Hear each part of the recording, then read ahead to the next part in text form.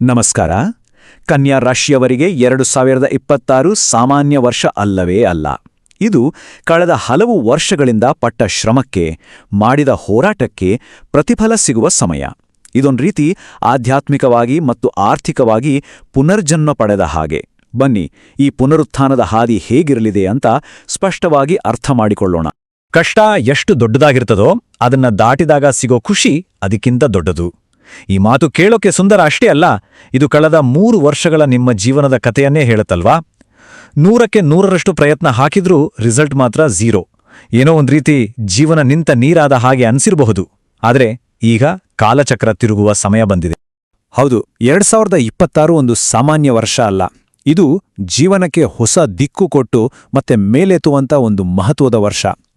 ಈ ವಿಶ್ಲೇಷಣೆ ಮುಗಿಯೋ ಹೊತ್ತಿಗೆ 2026ರ ಒಂದು ಕ್ಲಿಯರ್ ರೋಡ್ ಮ್ಯಾಪ್ ನಿಮ್ಮ ಕೈಯಲ್ಲಿರುತ್ತೆ. ಬನ್ನಿ ಶುರು ಮಾಡೋಣ. ನೋಡಿ, ಯಾವುದೇ ವರ್ಷದ ಭವಿಷ್ಯವನ್ನ ಈ 4 ಗ್ರಹಗಳೇ ಬರೆಯೋದು. ಆದರೆ 2026ರಲ್ಲಿ ಕನ್ಯಾ ರಾಶಿಯವರ ಜೀವನದ ಇಡೀ ಸ್ಕ್ರಿಪ್ಟ್ನ ಹೀರೋನೇ ದೇವಗುರು ಗುರು. ಅವರ ಒಂದೇ ಒಂದು ನಡೆ ಈ ಇಡೀ ವರ್ಷದ ದಿಕ್ಕನ್ನೇ ಬದಲಿಸೋ ಶಕ್ತಿ ಹೊಂದಿದೆ. ಅವರೇ ನಿಜವಾದ ಗೇಮ್ ಚೇಂಜರ್. ಇಲ್ಲೊಂದು ತುಂಬ ಇಂಟ್ರೆಸ್ಟಿಂಗ್ ವಿಷಯ ಇದೆ. 2026 ನಿಮಗೆ ಒಂದೇ ವರ್ಷದಾಗೆ ಫೀಲ್ ಆಗಲ್ಲ. ಬದಲಿಗೆ ಇದು 2 ಬೇರೆ ಬೇರೆ ಅನುಭವಗಳ ಒಂದು ಪ್ಯಾಕೇಜ್ ಇದ್ದಾಗೆ. ವರ್ಷದ ಮೊದಲಾರ್ಧ ಒಂದು ಕಥೆ ಆದ್ರೆ ಉತ್ತರಾರ್ಧ ಅದಕ್ಕೆ ಕಂಪ್ಲೀಟ್ ಆಪೋಸಿಟ್ ಆಗಿರೋ ಇನ್ನೊಂದು ಕಥೆ. ವರ್ಷದ ಮಧ್ಯದಲ್ಲಿ ಒಂದು ಸ್ಪಷ್ಟವಾದ ಗೆರೆ ಇದೆ. ಖಂಡಿತ ನಿಮ್ಮ ಮನಸ್ಸಲ್ಲಿ ಈ ಪ್ರಶ್ನೆ ಬಂದೇ ಇರುತ್ತೆ. ಇಡೀ ವರ್ಷದ ಚಿತ್ರಣವನ್ನೇ ಬದಲಾಯಿಸೋ ಆ ಟರ್ನಿಂಗ್ ಪಾಯಿಂಟ್ ಯಾವುದು? ಆ ಒಂದು ನಿರ್ಣಾಯಕ ದಿನಾಂಕ ಯಾವುದು? ಈ ದಿನಾಂಕವನ್ನ ನಿಮ್ಮ ಕ್ಯಾಲೆಂಡರ್ನಲ್ಲೋ ಡೈರಿಯಲ್ಲೋ ರೆಡ್ ಮಾರ್ಕ್ ಮಾಡಿಟ್ಕೊಳ್ಳಿ. ಜೂನ್ 2, 2026.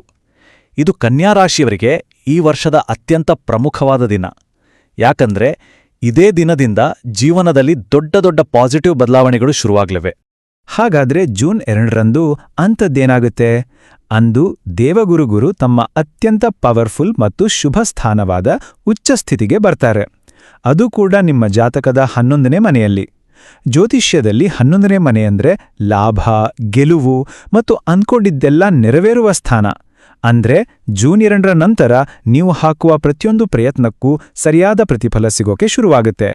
ಸರಿ, ಈ ಗ್ರಹಗಳ ಬದಲಾವಣೆ ನಮ್ಮ ಕೆರಿಯರ್ ಮತ್ತು ಹಣಕಾಸಿನ ಮೇಲೆ ಹೇಗೆ ಪರಿಣಾಮ ಬೀರುತ್ತೆ ಅಂತ ನೋಡೋಣ. ಇಲ್ಲೂ ಕೂಡ ಆ ವರ್ಷದ 2 ಭಾಗಗಳ ಕಥೆಯೇ ಮುಂದುವರಿಯುತ್ತೆ. ನೋಡಿ, ಇದು ಎಷ್ಟು ಕ್ಲಿಯರ್ ಆಗಿದೆ. ಜನವರಿಯಿಂದ ಮೇವರೆಗೆ ತಾಳ್ಮೆಯೇ ನಿಮ್ಮ ಮಂತ್ರ. ಇದು ಫೌಂಡೇಶನ್ ಹಾಕುವ ಸಮಯ. ಆದರೆ ಜೂನ್ 2ರ ನಂತರ ಆಟದ ನಿಯಮಗಳೇ ಚೇಂಜ್ ಆಗುತ್ತೆ. ಪ್ರಮೋಷನ್, ಸ್ಯಾಲರಿ ಹೈಕ್ ಅಥವಾ ತುಂಬಾ ದಿನಗಳಿಂದ ಕಾಯ್ತಿದ್ದ ಟ್ರಾನ್ಸ್ಫರ್ ಇಂಥ ಗುಡ್ ನ್ಯೂಸ್ ಕೇಳಿ ಬರಬಹುದು. ಬಿಸ್ನೆಸ್ನಲ್ಲಿ ನಿಂತು ಹೋಗಿದ್ದ ಪ್ರಾಜೆಕ್ಟ್ಗಳಿಗೆ ಹೊಸ ಜೀವ ಬಂದ ಹಾಗೆ ಆಗುತ್ತೆ. ಆರ್ಥಿಕವಾಗಿ ಒಂದು ದೊಡ್ಡ ಬದಲಾವಣೆ ಕಾಣಿಸುತ್ತೆ. ದುಡ್ಡಿನ ಹರಿವು ಜಾಸ್ತಿಯಾಗೋದು ಮಾತ್ರ ಅಲ್ಲ, ಆ ದುಡ್ಡು ಒಂದು ಸ್ಥಿರ ರೂಪವನ್ನ ಪಡ್ಕೊಳ್ಳುತ್ತೆ. ಅಂದ್ರೆ ಹಣವನ್ನ ಬ್ಯಾಂಕ್ನಲ್ಲಿ ಇಡೋದಕ್ಕಿಂತ ಅದನ್ನ ಒಂದು ಸೈಟ್, ಮನೆ ರಿಪೇರಿ ಅಥವಾ ಹೊಸ ಗಾಡಿಯ ಮೇಲೆ ಹೂಡಿಕೆ ಮಾಡೋ ಯೋಚನೆ ಬರುತ್ತೆ. ಇದು ಸೇವಿಂಗ್ಸ್ಗಿಂತ ಹೆಚ್ಚಾಗಿ ಆಸ್ತಿ ಮಾಡೋ ವರ್ಷ. ಆದ್ರೆ ದುಡ್ಡಿನ ವಿಷಯದಲ್ಲಿ ಕೆಲವು ಎಚ್ಚರಿಕೆಗಳನ್ನ ಪಾಲಿಸೋದು ತುಂಬಾನೇ ಮುಖ್ಯ. ಅದರಲ್ಲೂ ಜನವರಿ ತಿಂಗಳಲ್ಲಿ ಬೆಲೆ ಬಾಳುವ ವಸ್ತುಗಳ ಬಗ್ಗೆ ಸ್ವಲ್ಪ ಜಾಗ್ರತೆ ಇರಲಿ. ಟ್ಯಾಕ್ಸ್ ವಿಷಯದಲ್ಲಿ ಯಾವುದೇ ಶಾರ್ಟ್ಕಟ್ ಬೇಡ ಮತ್ತು ಅತಿ ಮುಖ್ಯವಾಗಿ ನಿಮ್ಮ ಹಣಕಾಸಿನ ವಿಚಾರಗಳನ್ನ ಎಲ್ಲರ ಮುಂದೆ ಹೇಳಿಕೊಂಡು ಓಡಾಡದಿರೋದು ಒಳ್ಳೆಯದು. ಈಗ ಸ್ವಲ್ಪ ಹೃದಯಕ್ಕೆ ಹತ್ತಿರವಾದ ವಿಷಯಕ್ಕೆ ಬರೋಣ.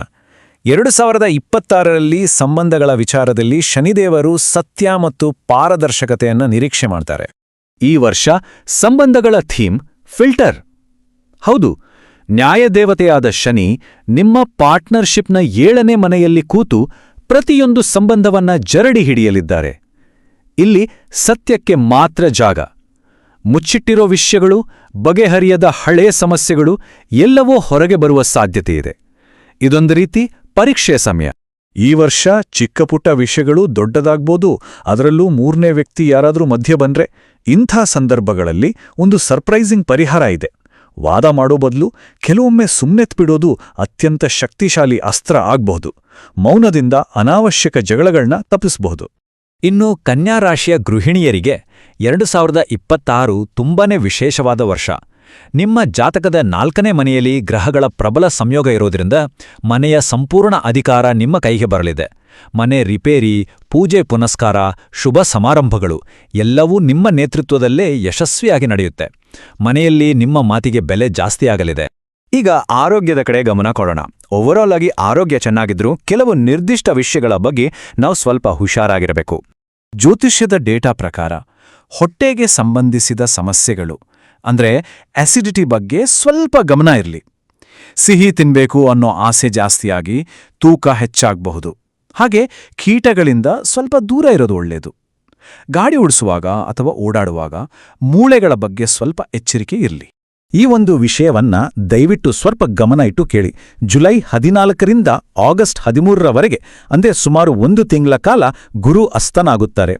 ಈ ಸಮಯದಲ್ಲಿ ಮನಸ್ಸಲ್ಲಿ ಏನೋ ಗೊಂದಲ, ಆತಂಕ ಅಥವಾ ಮುಂದೆ ದಾರಿಯೇ ಕಾಣಿಸ್ತಿಲ್ಲ ಅನ್ನೋ ಭಾವನೆ ಬರ್ಬೋದು.